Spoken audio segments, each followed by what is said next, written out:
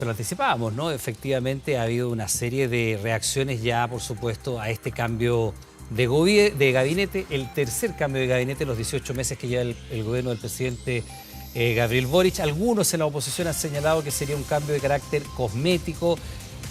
También, y esto es completamente incontrarrestable porque nunca se va a saber efectivamente si ocurrió o no, se dijo que incluso la ministra Camila Vallejo podría haber sido objeto de algún enroque con el ministro Cordero de Justicia. Se lo preguntamos, por supuesto, estamos a esta hora de la tarde con la ministra vocera de Gobierno, Camila Vallejo, a quien saludamos y le damos las gracias por estar junto a nosotros. Ministra, ¿cómo está? Buenas tardes. Se le ve de inmediato. Hola, Iván, esa sonrisa. Todavía ni siquiera le hago la pregunta, pero ya veo que su sonrisa lo está desmintiendo.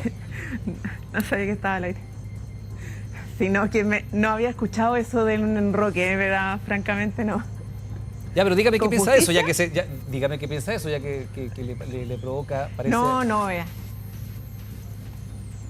No voy a hacer comentarios de trascendido. Ustedes saben que el presidente es el que fija los cambios de gabinete y los determina y los comunica, ¿no? Pero es muy importante lo que se estaba hablando anteriormente. Hoy me escucho de vuelta, perdón, me va a sacar un... Vamos a arreglar eso, ministra, pero... Estamos acá en Pudahuel. Ya, gracias, porque me desconcentro un poco.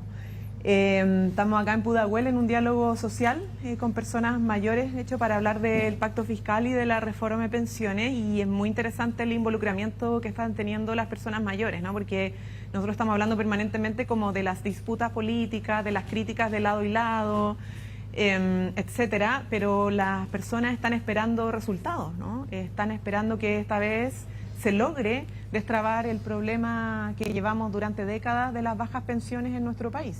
Y todos sabemos que esto ya el sistema no dio el ancho, el sistema de AFP fracasó, que las pensiones son muy bajas. Una de las pensionadas decía, y ratificando un poco lo que hemos dicho, ¿no?, que en su pensión lo que le llega al final de mes solo, no me acuerdo si eran 90.000 pesos, creo que señalaba que le llega de la pensión autofinanciada, que es lo que les da la capitalización individual. Y si no fuera por la PGU, ella tendría una pensión solo de 90.000 pesos. Eso da cuenta de que al final la parte que pone el Estado, lo público, es lo que sustenta y salva la pensión de muchas personas. Ministra, vamos a ir... Es importante que no nos quedemos solo en la capitalización individual. Está bien, vamos a ir, ministra, a aquello porque es parte de la agenda naturalmente que se va a abordar mañana en esta reunión con la oposición, pero antes de eso me gustaría que viéramos un poco lo del cambio de gabinete. Es muy difícil mirar los equilibrios internos y no darse cuenta que Revolución Democrática ha quedado reducido a una cartera que no está dentro del comité político, por relevante que usted me vaya a decir que es la cartera, pero efectivamente es muy difícil de no asumir que detrás de esto hay una evidente reacción al caso Fundaciones. ¿Cuál es la lectura que usted puede hacer públicamente de esto? Al margen de que hay cosas que uno entiende que no se van a decir en público, pero un partido cuyo fundador es Giorgio Jackson, no vamos a descubrir hoy día la historia de fortaleza de ambos, del presidente Boric con Jackson y cómo construyeron su carrera, a un partido que hoy día queda con una cartera fuera del gabinete político y evidentemente vinculado su nombre de manera casi indisoluble al caso Fundaciones. ¿Cómo lee usted en esos términos o en estos códigos que le planteo yo el equilibrio de fuerzas al interior del oficialismo? Bueno, hay un partido de gobierno que hoy día no tiene tampoco ministros y ministras y no ha estado involucrado en ningún caso asociado a irregularidades. Por ejemplo, el Partido Liberal. Muy honestamente, Iván, lo que ha señalado el presidente, lo que ha señalado el día de hoy respecto al carácter de este cambio de gabinete, tiene un objetivo en sí mismo, independientemente de la coyuntura, y tiene que ver con cómo fortalecer, darle más fuerza a ciertas carteras que tienen asociadas a ella agendas importantes para las personas. La Estrategia Nacional del Litio requiere una consolidación ahora, y eso está radicado en minería. En educación se requiere no solo fortalecer el plan de reactivación educativa, sino que destrabar muchos conflictos que hay asociados a educación, ¿no?, para justamente atender a demandas ciudadanas, para poder mejorar la educación pública de nuestro país. Eso impacta en el día a día a las personas.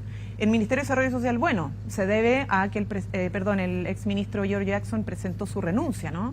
Y eso generó un cambio donde se ha reconocido además en ese cambio la labor que ha generado la exministra de Bienes Nacionales, actual ministra de Desarrollo Social, Javiera Toro, que ha hecho un trabajo espectacular en Bienes Nacionales, destacando un ministerio que muchas veces quedaba al final del vagón de cola, ¿no?, o era poco reconocido. Lo mismo, por ejemplo, en el ámbito de cultura, que ahí nos sale alguien de Revolución Democrática. Quien sale el exministro Jaime Aguirre, que obviamente valoramos y agradecemos mucho su trabajo, pero requería un cambio según lo estimó el presidente de la República. Y integra Carolina Arredondo esa tarea para continuar y fortalecer la agenda de los 50 años, como también la labor de las culturas y la conversación con los gremios y los funcionarios del Ministerio de Cultura. Ministra, un ministerio que tiene una complicación de diseño sí, original. por supuesto. Entonces, quiero con esto solo para asentar muy honestamente que este cambio de gabinete tiene que ver con objetivos en sí mismo, de poder, en la ruta que ha fijado el gobierno, consolidar ciertos cambios y ciertos compromisos que ha hecho el presidente ante la ciudadanía y que esperamos poder resolver. Sí, ministra, es que hay varias lecturas posibles de un cambio de gabinete. Usted no está dando la lectura oficial y uno lo entiende naturalmente, pero 3 carteras involucradas en el caso Fundaciones, no más, 3, el resto son gobernaciones. Cultura, sale el ministro de Aguirre. Desarrollo social, sale el ministro Jackson. Vivienda, sigue el ministro Montes. Socialismo democrático. Es imposible no leer eso, ministra, al margen de que efectivamente en desarrollo social se presenta la renuncia del ministro Jackson, en cultura es bastante evidente las desavenencias entre el exministro de Aguirre y el presidente Boric. El presidente Boric en público le dijo que no estaba de acuerdo con la decisión de no aceptar la invitación de ser país anfitrión en Frankfurt, ¿no? Es obvio que ahí había una diferencia y que además las complicaciones de lograr esta conmemoración de los 50 años de la manera en que entendemos está planificado también es un punto sobre la mesa, pero le nombro los 3 ministerios, 2 de los cuales se cambian a las cabezas y 3 involucrados, por supuesto, en el caso Fundaciones. Sin embargo, el ministro Montes, y lo sabemos porque también uno reportea, llama por teléfono, le dicen cosas, el Partido Socialista no estuvo dispuesto a que el ministro Montes pagara el costo del caso Fundaciones. Es que, o sea, está bien, Iván, puede ser una lectura que tengan otros. Lo que pasa es que a mí me corresponde ser muy honesta en cómo el presidente ha fijado los caminos y las decisiones que ha tomado. Una cosa es el caso Fundaciones, que no involucra solo un partido y no involucra solo al gobierno central, involucra a gobiernos regionales que nada tienen que ver con nuestro gobierno, porque son electos, es que hay que decir las cosas como son, ¿no? Ha involucrado a otros militantes de otros partidos. Hay casos de corrupción donde se están investigando también a municipalidades que tienen otros partidos y otras militancias. Entonces, ojo con eso, porque esto no tiene que ver con un partido. Aquí las responsabilidades políticas, cuando el presidente las ha detectado, las ha hecho valer. Las responsabilidades administrativas también.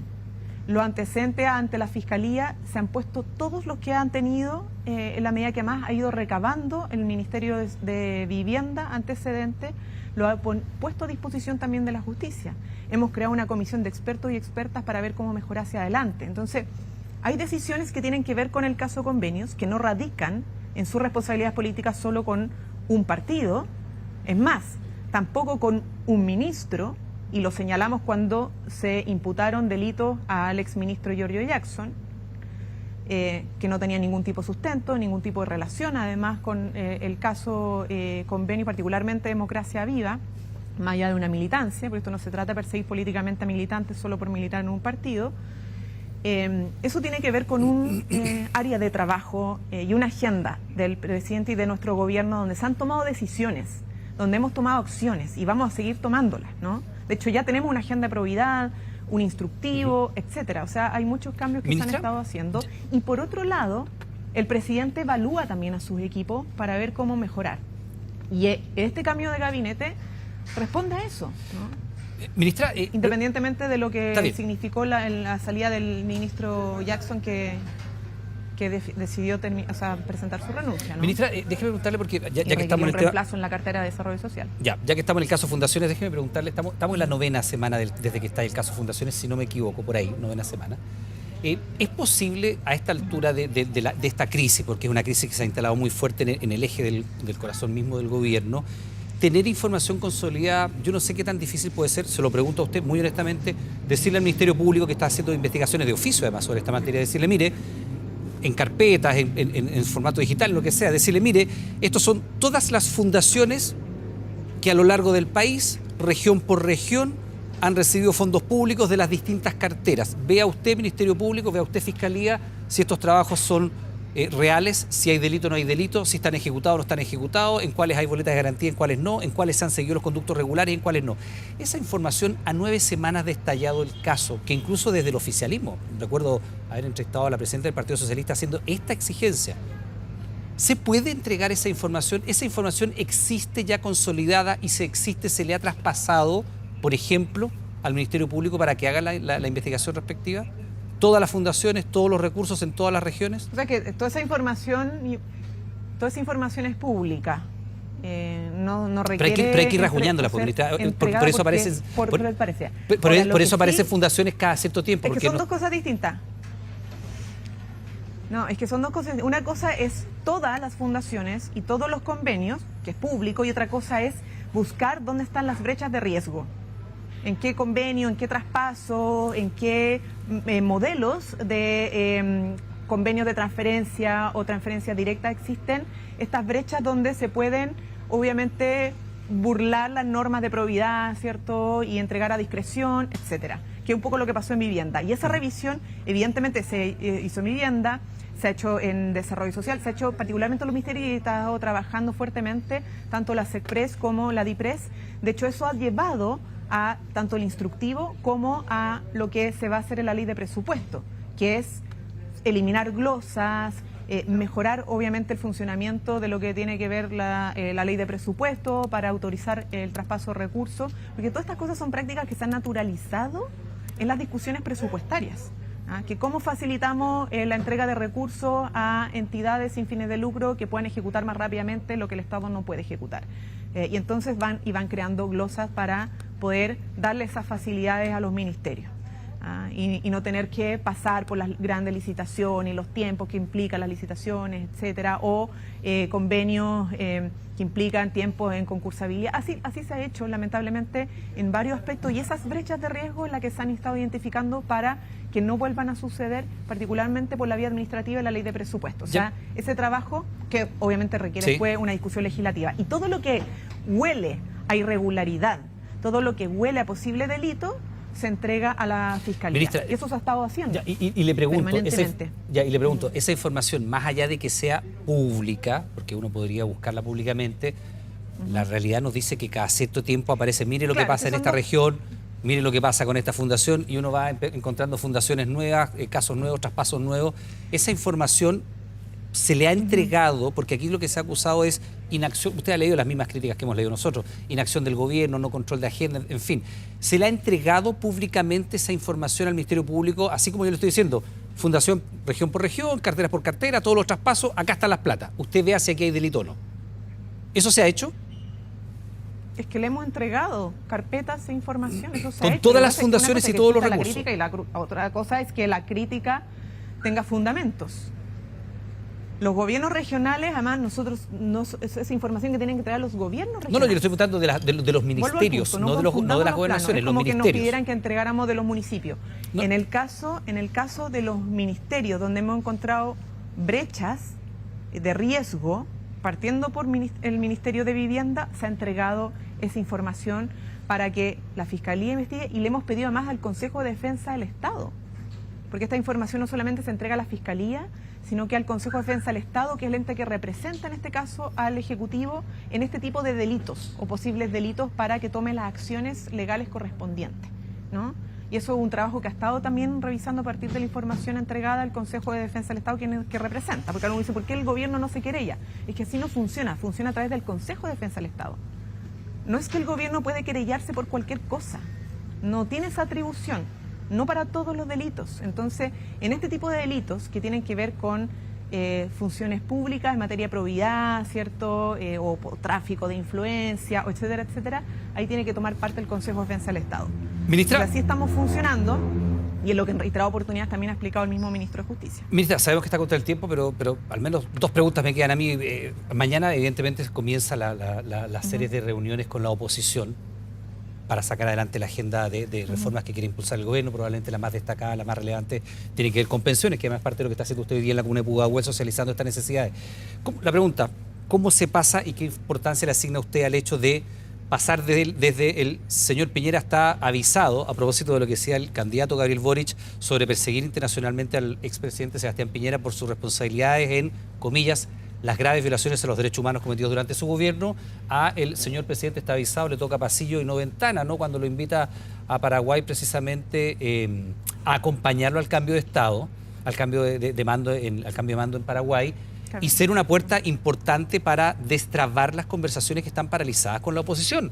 Y efectivamente ambos, tanto el presidente Boric como el expresidente Piñera, reconocen esta reunión a bordo del vuelo y dan un punto de prensa diciendo que se va a retomar esta agenda. Usted misma lo decía la ministra Toá en un punto de prensa ese mismo día.